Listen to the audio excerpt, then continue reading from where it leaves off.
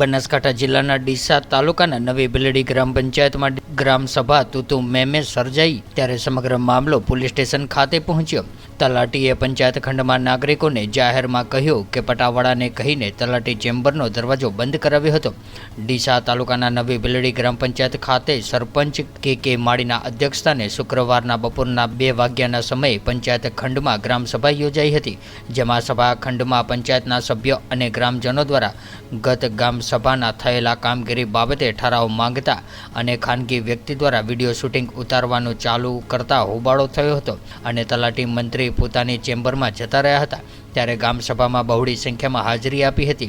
ત્યારે ગ્રામસભામાં નાગરિકોને પોતાને પડતી મુશ્કેલીઓ અંગે રજૂઆત કરી તે પહેલાં જ ગ્રામસભામાં તલાટી અને જાગૃત નાગરિક વચ્ચે તૂતુ મેમે સર્જાઈ હતી અને આ મામલો પોલીસ સ્ટેશન સુધી પહોંચ્યો હતો, જ્યારે ગામના સમજદાર આગેવાનો વચ્ચે પડીને સમાધાન કરવામાં આવ્યું હતું।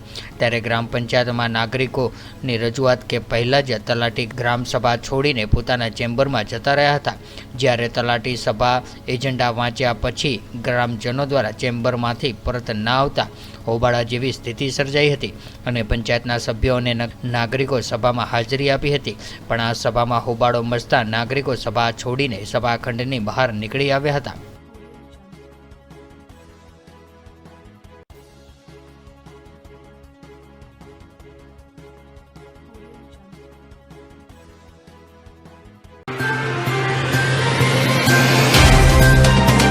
तो व्हाट्सएप, ट्विटर, फेसबुक, इंस्टा जहाँ भी आपका अकाउंट है, इसे शेयर बटन के द्वारा वहाँ पर शेयर करें।